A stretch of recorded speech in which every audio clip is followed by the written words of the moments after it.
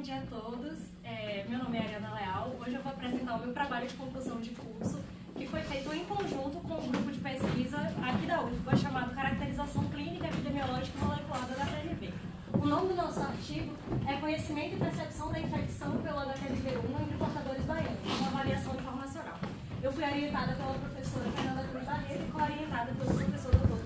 Danilo Cruz. O nosso artigo ele foi submetido na Revista Baiana de Saúde Pública e está aguardando a resposta dos avaliadores. Esse é o roteiro da minha apresentação. Eu vou começar pela introdução, partir para materiais e métodos, resultados, discussão, considerações finais e, por último, as referências. Bom, o HTLV1 ele foi o primeiro retrovírus a ser identificado no mundo lá em 1980 e ele tem uma distribuição heterogênea pelo mundo, que significa que tem algumas regiões endêmicas. Ele afeta cerca de 5 a 10 milhões de pessoas em todo o mundo, isso é só uma estimativa. E aqui no Brasil, o Brasil é um território endêmico, assim como o Japão e o Caribe.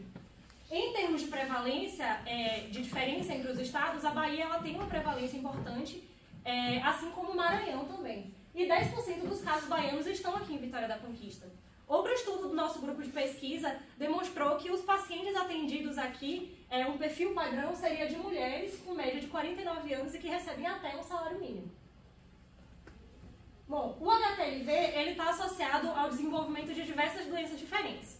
Entre elas estão a mielopatia associada ao HTLV1 para a paresia espástica tropical, que a gente chama de HANTA-SP, que é uma doença de caráter inflamatório e potencialmente incapacitante. É uma doença que pode levar as pessoas a chegar a ficar restrita à cadeira de rodas, a ter incontinência urinária, precisar usar fraldas para o resto da vida.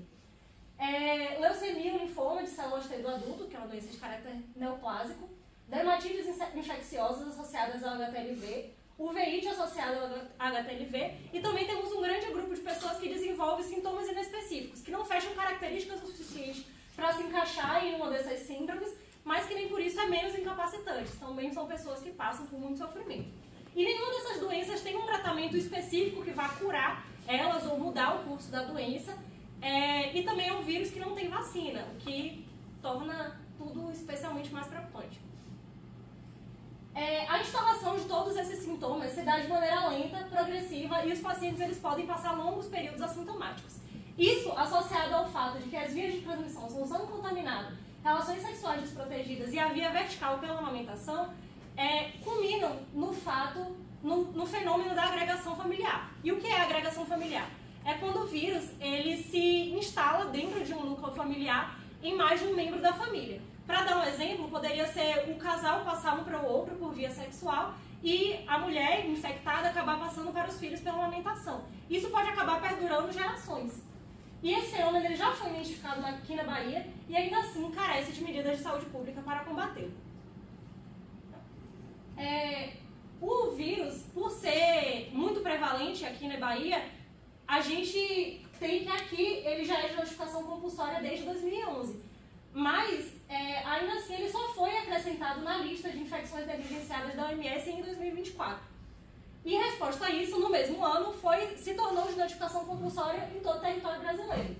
Existem algumas iniciativas de combate a essa invisibilização do vírus, como a criação do Dia Mundial de Combate ao HTLV, entre outras iniciativas nacionais e internacionais. Essas iniciativas representam uma crescente mobilização no combate à invisibilidade do vírus, e elas são muito importantes porque estudos mostram que a passagem de informações de qualidade para os pacientes favorece a adesão ao comportamento preventivo, que é o que a gente tem para quebrar a cadeia de transmissão da vacina, porque, como eu disse, é um vírus que não tem vacina e as doenças relacionadas a ele não têm cura. Para isso, a gente percebe, com isso a gente percebe a importância de ter dados regionais para guiar medidas de saúde pública específicas para a região. E com isso, o nosso objetivo com esse artigo, descrever as principais lacunas de conhecimento identificadas entre pacientes acometidos pelo HTLV1 acompanhados em um centro de referência brasileiro. Para alcançar esse objetivo, delineamos a seguinte metodologia. Esses são os nossos critérios de inclusão, pacientes cadastrados no Serviço de Atenção Especializada ao HTLV1, no CAAV, que tenham 12 anos ou mais e diagnóstico de HTLV1 confirmado por ELISA e Western Blot. E os nossos critérios de exclusão são pacientes com transtornos psicológicos ou cognitivos que impeçam a resposta aos questionários. chegamos ao N de 72 pacientes. Esses 72 pacientes foram convidados a participar da pesquisa e, mediante a assinatura do termo de consentimento livre e esclarecido, ou termo de assentimento livre e esclarecido, no caso dos pacientes de 12 anos até 18 anos, começamos a coleta de dados. Nós começamos a entrevistar os pacientes com coleta de dados sociais e epidemiológicos, como sexo, idade, escolaridade, renda. Depois, fazemos a entrevista com relação ao conhecimento dos pacientes relativos à infecção pelo HTLV, que é o foco principal da nossa pesquisa. Depois partimos para o interrogatório clínico e exame físico com o médico neurologista, e todos esses dados são registrados na plataforma Corvo e compilados no Excel. A nossa amostra é de conveniência, então todos os participantes foram os pacientes que chegaram no CAAV, que é o lugar onde a gente faz a pesquisa, entre março e novembro de 2024. Com relação às características sociodemográficas, temos que 72% dos nossos pacientes entrevistados é do sexo feminino, 51,3% tem entre 40 e 59 anos, 51,4% tem ensino fundamental ou ensino médio incompletos e 44% possui menos de um salário mínimo, o que representa que essa população está em uma vulnerabilidade socioeconômica. Com relação às características clínicas, 26,4% dos nossos pacientes tem algum familiar com HTLV, pelo menos um familiar com HTLV, que reforça a importância de conversar sobre a agregação familiar, que eu tinha citado anteriormente. 26,4% tem a paraparesia espástica tropical, 38,9% relata sintomas compatíveis com incontinência urinária, 15,3% relata sintomas de retenção urinária, 13,9% tem lesões cutâneas e 56,6% relata sintomas de fraqueza muscular, que também reforça aquilo que a gente falou de ser uma infecção com uma progressão potencialmente incapacitante, que afeta o dia a dia desses pacientes. Esses são os nossos resultados principais, que representam um retrato do saber entre os portadores. Essa imagem é que está no nosso artigo. E temos que 91,7% dos nossos pacientes nunca tinham ouvido falar do HTLV antes do diagnóstico. Esse dado é muito preocupante, porque mostra que não está sendo disseminado dentro da população. E como é que você vai disseminar a conversa, né, sobre o vírus? E como é que as pessoas vão se defender de um vírus que eles não conhecem, que eles nunca ouviram falar? 36,1% não sabe que o HTLV ele pode ser transmitido pela amamentação. E considerando que a maior parte da nossa população é do sexo feminino, esse dado se mostra ainda mais importante. 16,7% não sabe que o HTLV1 ele pode ser transmitido por via sexual. 52,8% não sabia que o HTLV pode causar incontinência urinária. 65,3% não sabia que o HTLV pode causar leucemia ou linfoma. 36% não sabe que pode causar paresia. E 66,7% não sabia que o HTLV ele pode vir a desenvolver manifestações cutâneas. Com relação às fontes de informação desses pacientes, a gente tem de que 81,7% dos pacientes relatam que as informações que eles possuem hoje sobre o HTLV foram conseguidas no CAAV, que é o centro de referência aqui da cidade, o que mostra a importância desse serviço aqui pra gente na cidade. 12,5% tiveram acesso a campanhas de conscientização, apenas 12,5%. 31% realizou buscas por conta própria no Google e 25,4% se informou com profissionais de saúde de fora do serviço do CAAV. Para guiar a nossa discussão, temos que esses resultados demonstram que há um escasso conhecimento da população infectada acerca do vírus. E para guiar essa conversa, nós dividimos em 3 eixos principais a discussão. Vulnerabilidade socioeconômica, a histórica negligência à infecção e o desconhecimento dos profissionais acerca do vírus. Para começar, falando de vulnerabilidade socioeconômica, temos que, historicamente, o Brasil ele, tem regiões mais desfavorecidas historicamente, como o eixo norte e nordeste. Isso gera um impacto desproporcional, primeiro em termos de prevalência, que, como eu disse, a Bahia e o Maranhão são os estados com maior prevalência comparativa a outros estados, e existe uma negligência crônica a essas regiões por questões históricas. Além disso, a vulnerabilidade socioeconômica culmina também ao baixo acesso à educação, o que se confirma com os nossos dados de que 58,3% dos nossos pacientes não possuem qualquer nível de educação formal, ou não chegaram a concluir o ensino médio. Com relação à negligência da infecção, como eu disse, ele só se tornou, a infecção só se tornou de notificação compulsória em 2024. Então, como ter fluxos assistenciais bem estabelecidos, isso também culmina na escassez de estratégias nacionais de triagem para estar diagnosticando essa população. Além disso, por ser um vírus altamente negligenciado, existe uma falta de conteúdos relacionados ao HTLV1 na formação profissional, tanto no que diz respeito à formação continuada de profissionais já formados, como também dentro das graduações. Isso culmina no desconhecimento dos profissionais. Então, se os profissionais não conhecem do vírus, quem vai desenvolver campanhas educacionais? Isso também se confirma com os nossos dados de que apenas 12,5% dos participantes se informaram por esse instrumento. E como eu havia dito, a disseminação de informações favorece o comportamento preventivo. A gente tem estudos que mostram que se a gente chega para uma mulher grávida, infectada pelo HTLV e fala, olha, você não vai poder amamentar seu filho pela razão de que você provavelmente vai acabar passando o vírus para ela. A tendência é de que essas mulheres aceitem esse conselho e não amamentem os seus filhos. Então, isso nos preocupa porque 36,1% dos nossos pacientes, como eu havia dito, desconhecia a transmissão via amamentação. Por fim, como considerações finais, temos a identificação de lacunas de conhecimento acerca do HTLV entre os pacientes, e essa identificação de lacunas é importante para criar estratégias que norteiem medidas de educação em saúde pública e medidas de saúde coletiva de fato efetivas e específicas para a nossa população. Com isso, a gente faz um pouquinho da nossa parte de retirar a infecção da invisibilidade e, assim, tentar favorecer um pouco da autonomia às pessoas viverem com HTLV aos comportamentos preventivos e, assim, quebrar a cadeia de transmissão do vírus. Gostaria de agradecer à UFBA, ao CAAB por abrir as portas para a nossa pesquisa, às instituições de fomento e, é claro, ao nosso grupo de pesquisa, nosso xodó, o CEI-HTLV. Essas são as minhas referências. Obrigada.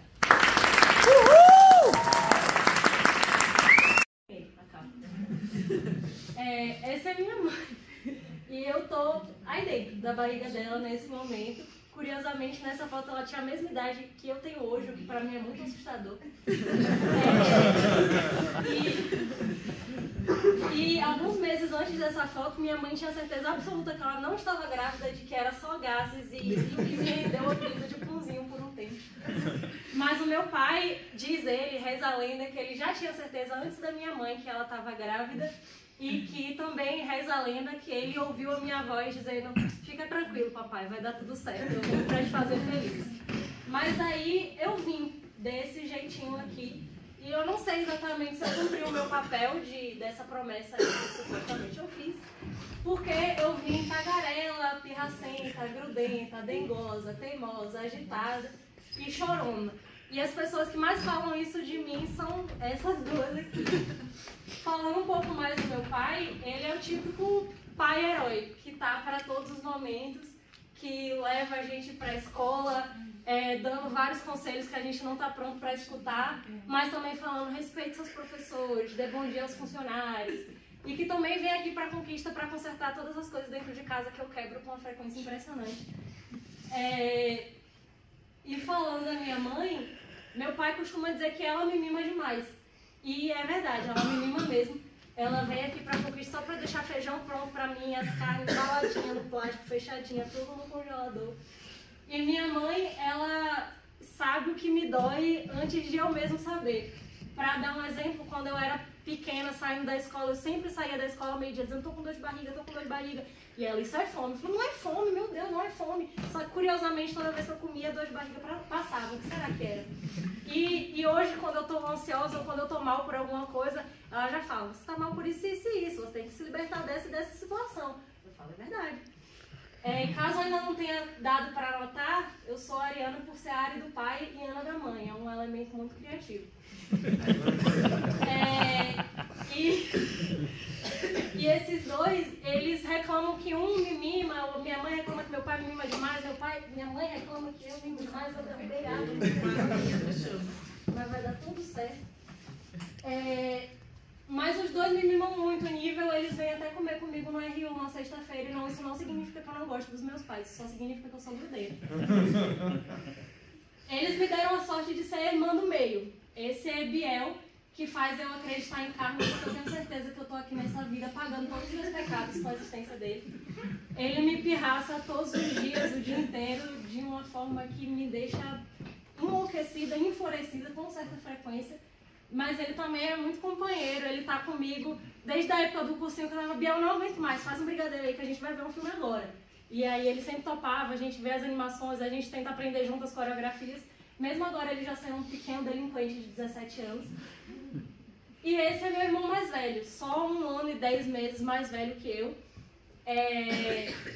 Que nitidamente sempre cuidou muito de mim, só que do jeito mais discreto dele, mais cuidadoso. Eu acho que a gente é bem uma escadinha, assim. Vim é completamente introspectivo, invisível dentro de casa. Eu já sou, assim, meio espalhafatosa, mas meio tímida às vezes, e Biel é completamente banda voou. Então eu acho que de alguma forma meio esquisita a gente se completa. E aqui somos nós 3, na minha formatura do ensino médio. Dentro de todo esse carinho familiar e de todo o incentivo que minha família sempre me deu, do meio para o final do ensino médio, me vi artista. O que me gerou uma certa crise existencial, porque eu acho que eu mudei umas 200 vezes as coisas que eu queria fazer na vida. Eu já quis ser advogada, já quis ser arquiteta, já quis ser garçonete, porque na minha cabeça garçonete conversava muito com as pessoas.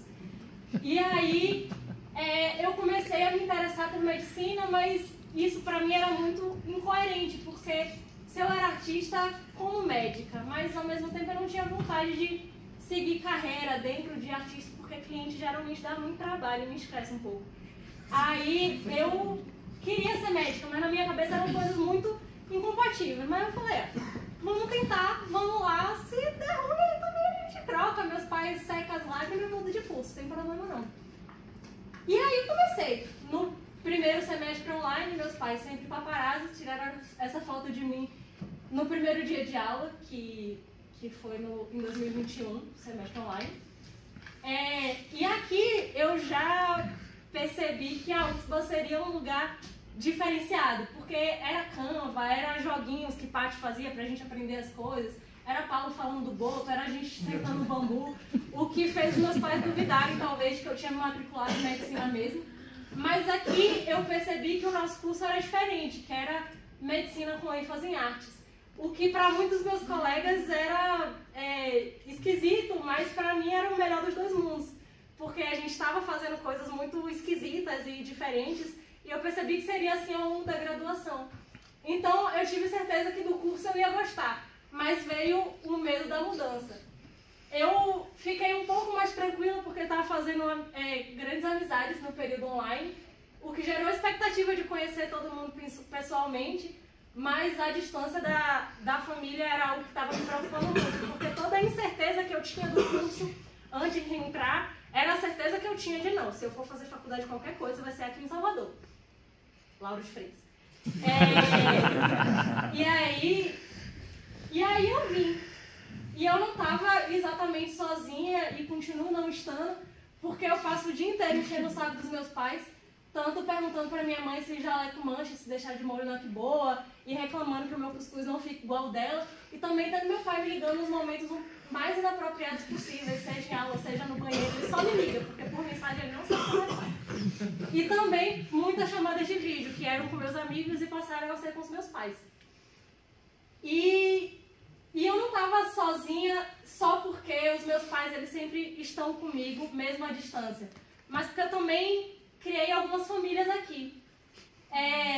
A família do meu ex-namorado e atual melhor amigo, e não é estranho meu ex-namorado ser meu melhor amigo, me acolheu como filha.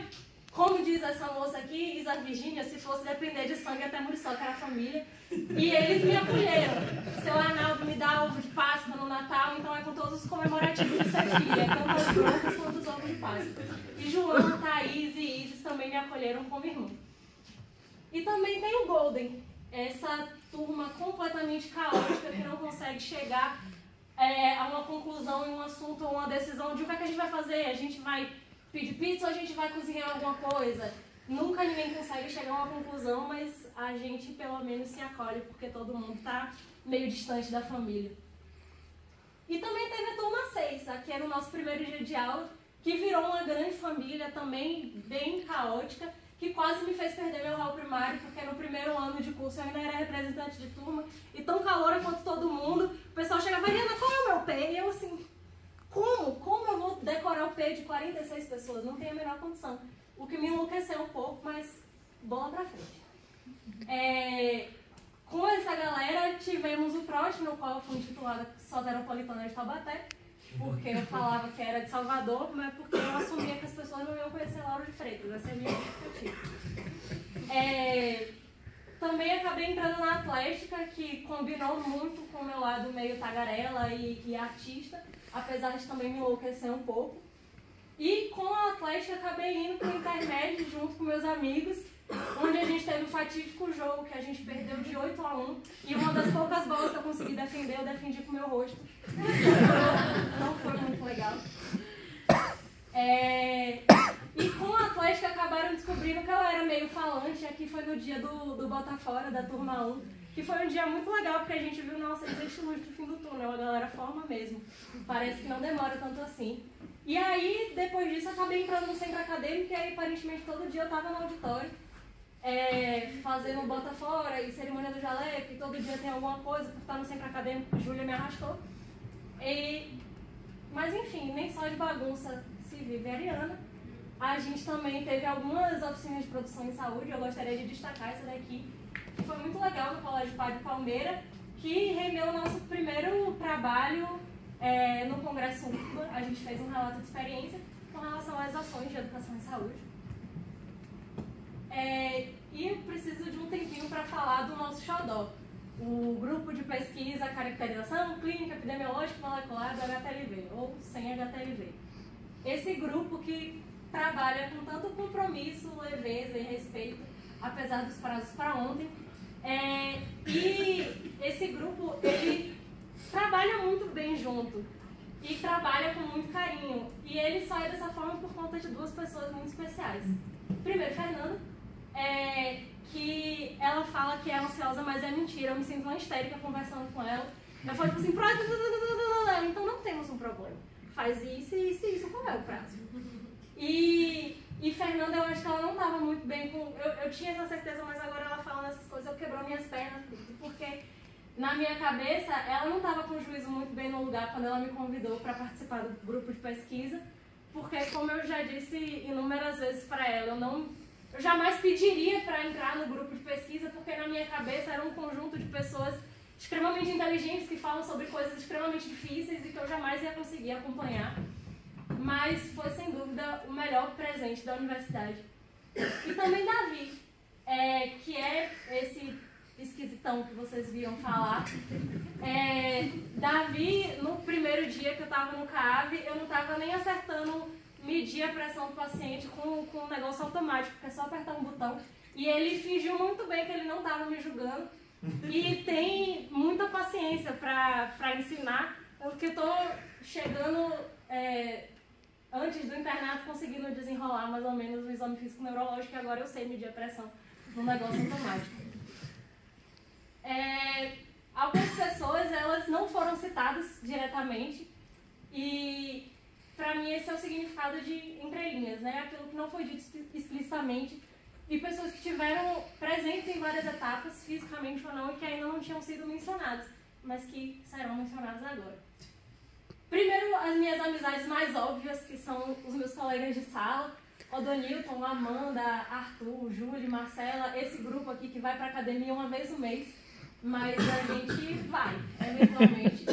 E Júlia e Marcela, que seguraram muitas lágrimas desde o começo, e uma das outras, e caos completo. Depois, Ariadne, que chegou agora já querendo sentar na janela, e ela requisitou o lugar dela na janela e disse, é isso aí, ficarei. Eu disse, então tá bom. Bruna, que... Gente, Bruna é uma mãe quase, ela cuida da gente de uma forma impressionante. De mim e de Guilherme, a gente se sente meio filhote de Bruna.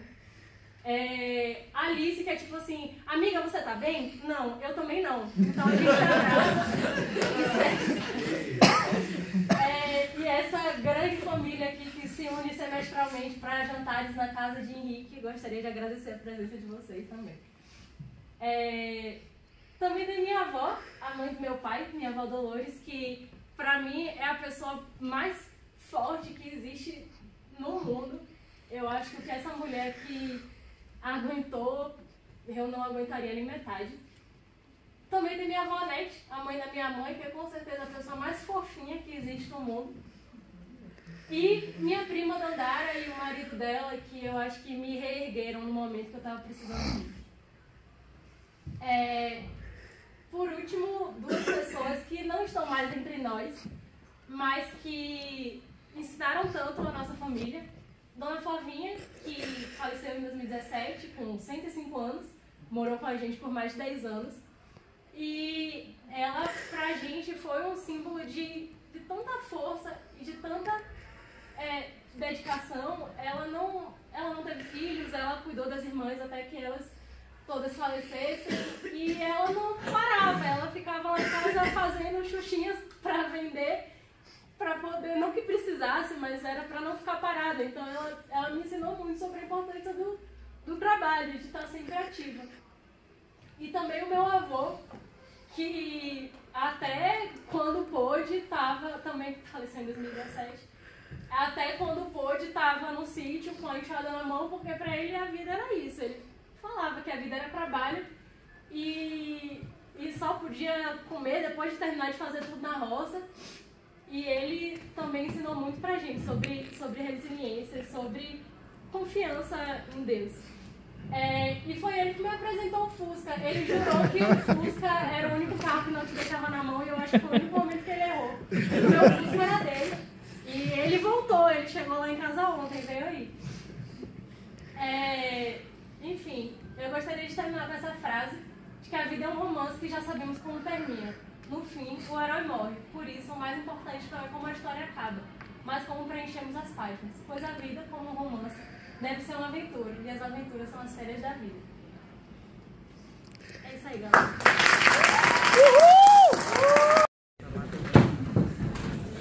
Bom, então agora vou ler a ata de defesa. Às 8 horas do dia 4 de julho de 2025, foi realizada a sessão de defesa pública do trabalho de conclusão de curso da discente Ariana Leal Borges da Cruz. A apresentação oral do portfólio, contendo memorial pessoal e acadêmico, culminando num TCC intitulado Conhecimento e Percepção da Infecção pelo HTLV-1 entre portadores baianos, uma avaliação informacional, com duração de 30 minutos e arguição com duração de 20 minutos. De acordo com os requisitos legais, a banca examinadora designada para proceder ao exame foi presidida por mim e composta pela professora Nívia e pela professora Saadra. A comissão examinadora fez a apreciação do TCC e realizou a avaliação em formulário específico. A nota da banca comporá a nota final do componente curricular RPC, escrita formativa e processos avaliativos interpares. Na defesa pública, a estudante Ariana Leal Borges da Cruz foi considerada aprovada.